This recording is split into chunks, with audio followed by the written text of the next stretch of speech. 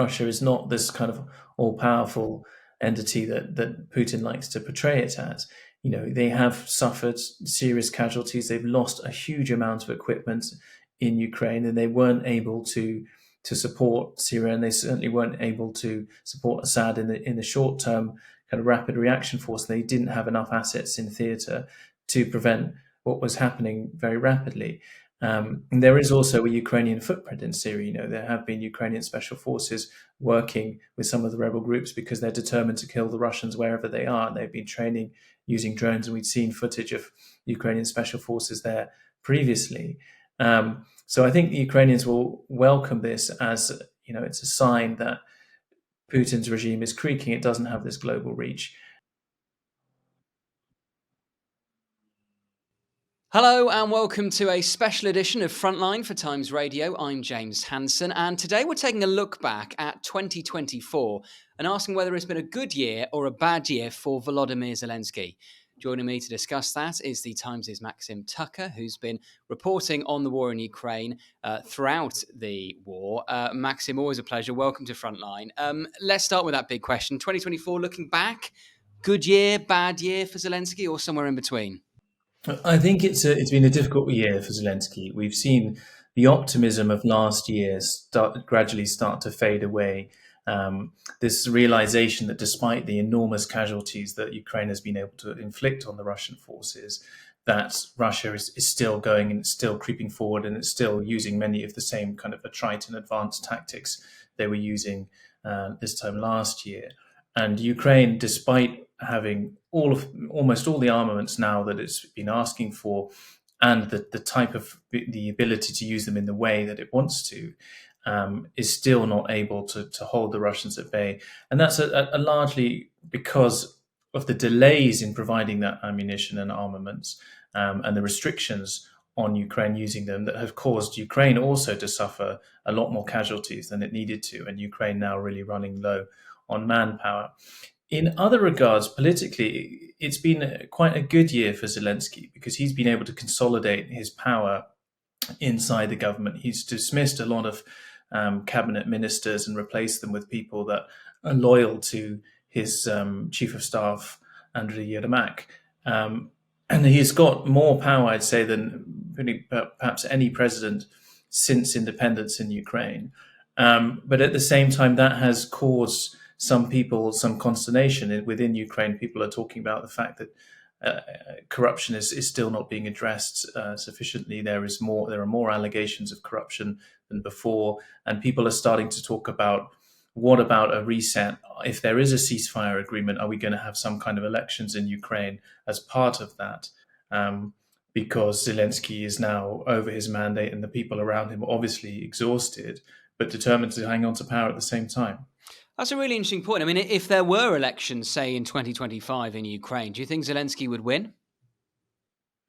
It depends who he's running against. So at the moment, the most popular political figure in Ukraine is General Zelensky, who has been removed probably because of that reason and placed as the ambassador to the United Kingdom. But he tells his team pretty much every week, because there are questions about it, I'm not interested in running for government office. It's not what I want to do. I'm not a politician.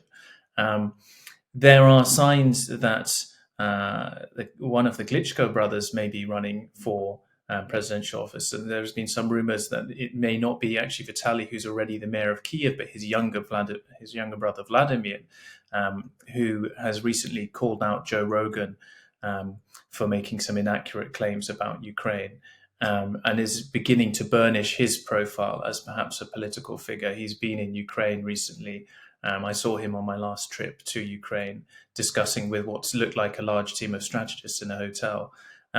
So people are already thinking about what comes next after Zelensky, and people are talking about it within political circles inside Ukraine. It's interesting you mentioned General Zelensky. Obviously, Zelensky took the decision towards the front end of the year to replace Zelensky as Ukraine's military commander-in-chief with General Siersky. How significant a moment was that, and did that lead to any notable change in tactics on the front line? I think it was a significant moment in that it came to a head some of this frustration, perhaps, with this political rule and the lack of changes under Zelensky's administration, and there's still constant rumblings of corruption despite the big war effort that they need to focus on.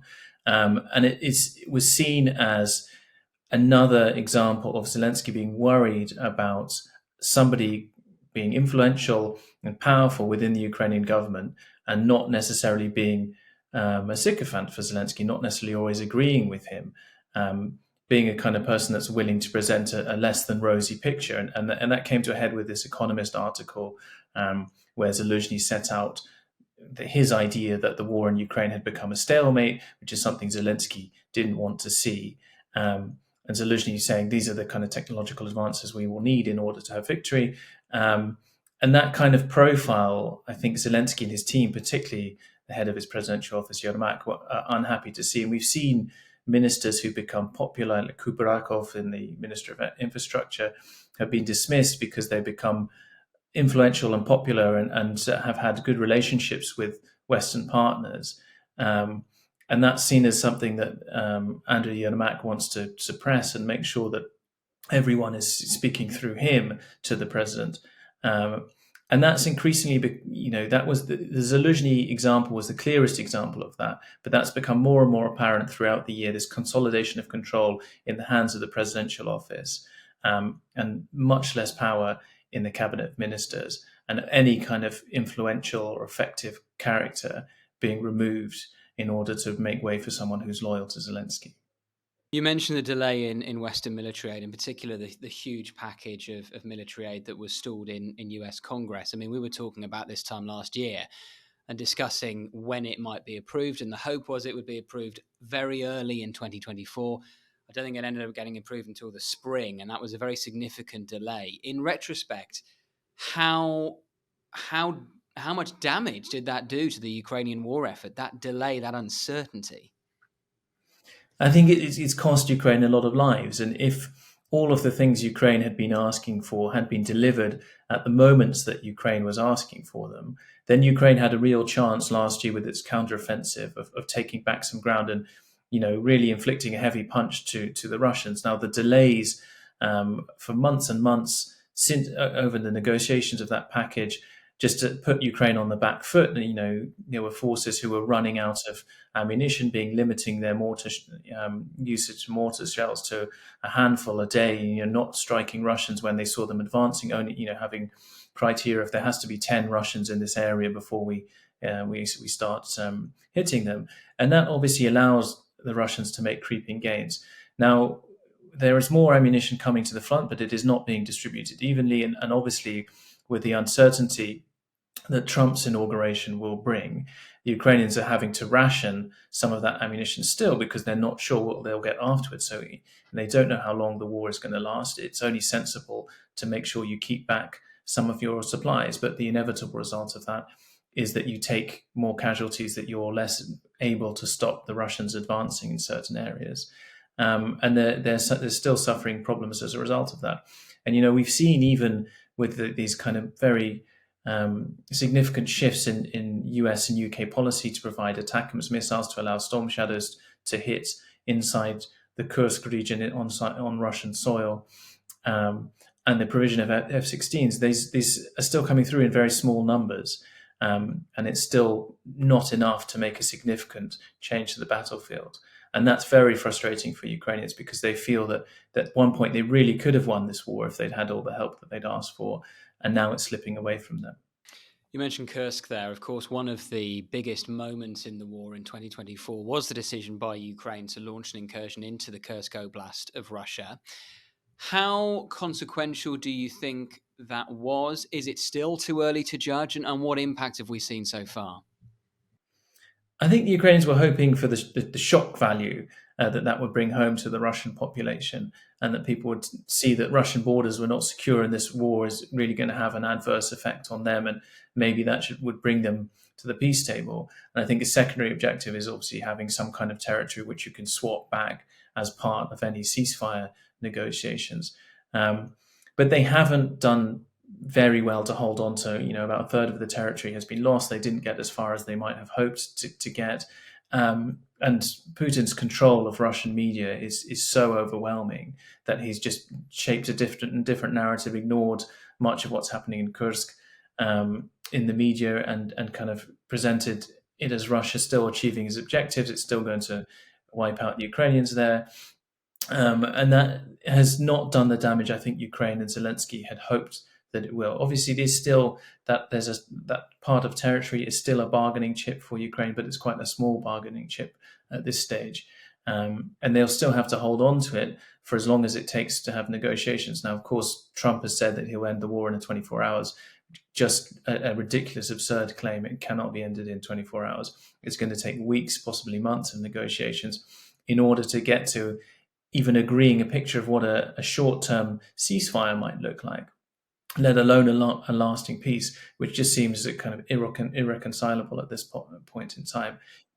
Are the Ukrainians going to accept Russian troops on their territory for the next 20 years? They're certainly not going to give away in the legal status of the territories that Putin wants to annex. Was the Kursk incursion not also partly designed to show Ukraine's Western allies that their fears of extreme retaliation from Putin, of escalation, of reaching for the nuclear button, that those fears were unfounded? I think that was probably a part of the psychological blow they wanted to strike, to show that this constant nuclear bluff is not real, and that Ukrainians would use certain Western weapons on Russian soil, and there would not be this huge escalatory retaliation that the West has been so worried about, and perhaps that has been a factor in persuading the US and the UK to allow Storm Shadows and ATACMS to be used on Russian soil. But at the same time, I think a bigger persuading factor for the US and the UK was the fact that North Korean troops had been brought into this war. And that seemed to be the inflection point at which they decided that they would allow Ukrainians to strike back at those with Western weapons. So that might have been a calculus at the beginning, but again, that didn't necessarily produce the results they would have hoped for. How much emphasis, looking back over the past 12 months, would you place on the territorial losses that Ukraine have suffered in the East? I mean, it's interesting. We speak often on Frontline to Philip Ingram, former NATO planner, and he makes the analogy with the Vietnam War, where he says, the Americans won almost every tactical battle, but they lost the war. Do we over-fixate on these incremental gains that Russia are making, or should we give them a lot of credence? I think the incremental gains are not necessarily as important as the number of casualties that Ukraine is taking, which is obviously a hidden figure. We don't know the true number of fatalities and wounded that Ukraine is taking, but we know that it's a lot. We see that large segments of the population have lost somebody close to them. You can see in the streets now that there are a lot of guys who've recovered from their injuries over time, and they're missing arms and they're missing legs, and they're now starting to appear after a kind of 2-year-long recovery period on the streets of Kiev. So it's really visible, the costs to Ukrainians. And that, I think, is the big problem. It's probably at this stage more of a big problem than the territorial losses in the Donbass. But it does depend on, whether Putin would be content to say, okay, we've lost this many men and now we've got to the borders, we've taken to Donetsk and Luhansk region. Are we going to be content at that? Or will they simply use those territorial advances to attack further? So, if they're looking at threatening Pavlograd, which is a major military industrial base for Ukraine, there's a lot of factories there which are producing weapons for the Ukrainian forces. If they can threaten Dnipro, which is a city of 1 million people, that's going to be through the Donbass, and that's going to be a really big problem for Ukraine. So incremental territorial gains are not necessarily concerning in themselves, but when it puts the Russians in a position to make more strategic gains, and when it inflicts heavy Ukrainian casualties, that is a problem for Ukraine. One of the most significant things to happen with regards to Ukraine in 2024, of course, was the US election and the return of Donald Trump to the White House, which will happen next month in January 2025. Do you agree with me, Max, when I would argue that, on the one hand, privately, Zelensky wouldn't have wanted Trump to win. He would almost certainly have wanted Kamala Harris to win. But then actually he has been clever, particularly since the US election, in going on a charm offensive with Donald Trump, and that perhaps Ukraine supporters are less pessimistic now about what a Trump presidency will mean for Ukraine than they were maybe 6 months ago. Well, as I said, Ukrainians have been very frustrated with the Biden policy, which has been provide some weapons, but provide them late and provide them too little. And that has been a recipe for casualties in Ukraine. That has been seeing Ukraine bleed slowly out. So a lot of Ukrainians are thinking, well, now there's something different. It's not going to be a continuation of the Biden policy. Maybe Trump will really put pressure on both parties to come to the table and try and end this war. And if it doesn't work um, on Russia, then maybe actually we'll get an increased amount of support, as Trump has said that he will increase support to Ukraine if Putin doesn't change his demands and come to the table. Now, that is giving Ukrainians some cause for optimism, but it depends on your standpoint. There's also a very long history of Trump making a lot of money from Russian cash that's flowed through his real estate properties over time. He's got a lot of Russian connections. A lot of people close to him have been close to the Russians. So, it's challenging, and nobody really knows what to expect for Trump. There are those people that are optimistic that he'll force Putin to come to the table. There are others that think it will just be a long, drawn-out negotiation that Putin will use to wear the Ukrainians down and take more territory. In the end, Ukraine will be forced into a very unfavorable peace deal. And of course, it was after Donald Trump's election victory in November that Joe Biden then finally approved the use of long-range US-supplied ATACMS missiles and also British Storm Shadow missiles as well inside Russia. How significant a moment was that, and have we seen much impact already? I think it could be a hugely significant moment if those weapons were provided in bulk. They haven't really been provided in large enough quantities to make a huge difference. I mean, this war it's so important. Having the longer range is a really important factor, and being able to hit supply hubs, logistics hubs, air bases that the Russians are striking Ukrainian cities with, that's really, really key and really important, that ability to Ukraine. But obviously, when you're talking about something for such a long time, you give the Russians time to change their offensive posture, to remove strategic objects from the range of those missiles, expecting that they'll be delivered. So Ukraine hasn't necessarily been able to have the impact they would have if they asked for them one day and they were given them a week later. That could have really made a difference. It depends now on what America chooses to do going forward. If it says, okay, we want to put Ukraine in a strong position for these ceasefire talks, we're going to kind of ramp up armaments, we're going to make sure Ukraine has the ability to strike back when Russia continues to attack, then having all this really varied arsenal with long-range strike capabilities, including F-16 Storm Shadows and ATACMS, that could make a difference. But it all depends on the quantity of them, and it also depends on what the West might be willing to do as part of a ceasefire agreement to secure the western part of Ukraine, which would free up troops to be policing that kind of border area along a ceasefire and making sure that if the Russians do attack again, there will be a reinforced position there in enough numbers to hold the Russians back and not allow the Russians to make any gains. I think if there is going to be a ceasefire deal, the Ukrainians are going to want to see, what will happen concretely if the Russians violate that. And what the Ukrainians are asking for is for a membership of NATO, at least the territory that is within its control.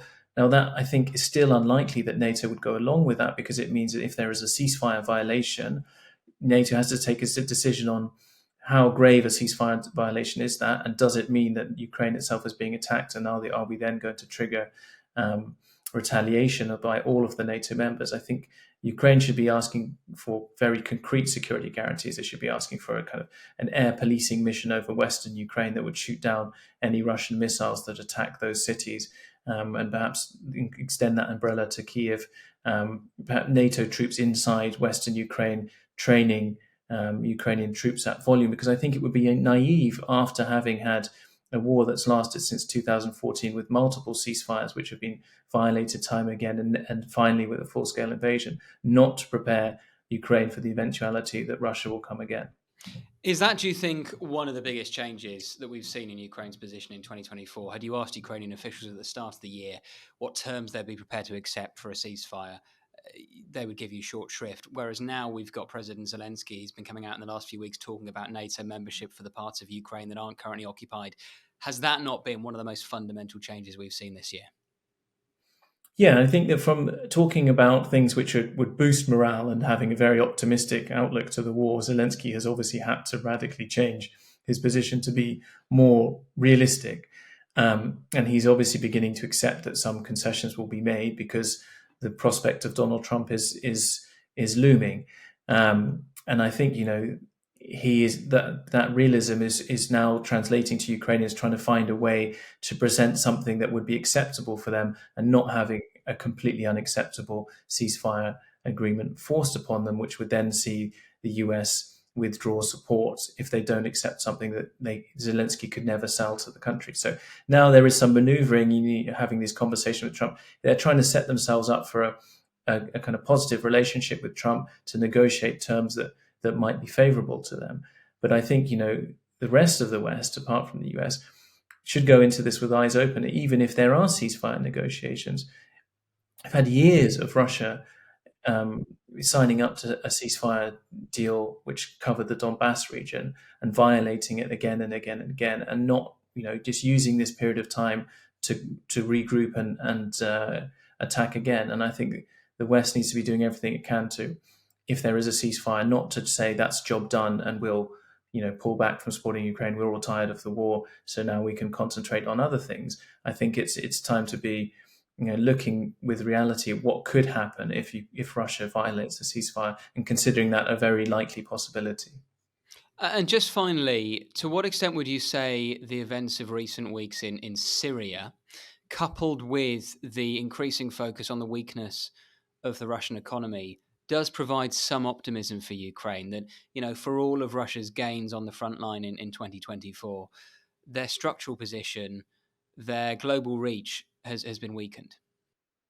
Yeah, it definitely shows that Russia is not this kind of all-powerful entity that Putin likes to portray it as.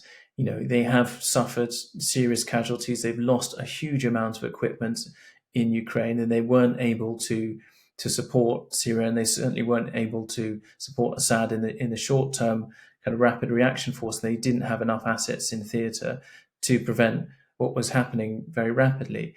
And there is also a Ukrainian footprint in Syria. There have been Ukrainian special forces working with some of the rebel groups because they're determined to kill the Russians wherever they are. And they've been training using drones, and we'd seen footage of Ukrainian special forces there previously. So I think the Ukrainians will welcome this as, it's a sign that Putin's regime is creaking. It doesn't have this global reach. And they're hoping that if the West continues the sanctions, this is the other big talking point, right? So if there's going to be a ceasefire agreement, Russia will obviously want to have sanctions lifted as a result of agreeing to ceasefire things. But Russia will still have troops on Ukrainian territory. So the West should be very clear that it will not lift sanctions until Russian troops completely withdrawn from Ukraine's recognized territories. And that in the long term, if those sanctions are kept in place, and importantly, not only kept in place, but properly enforced, because they haven't been very well enforced. There haven't been enough resources put into investigators and enforcers to keeping those sanctions meaningful. That needs to continue throughout any ceasefire as long as Russian troops are on Ukrainian soil. And if it doesn't, you're just normalizing relationships with Russia, allowing its economy to strengthen again, and sending a message to the world that actually it's okay to do this, and you'll get a slap on the wrist for some time, but then eventually you can carry on doing business as usual. Maxim, it's always a pleasure. Thank you so much for joining us.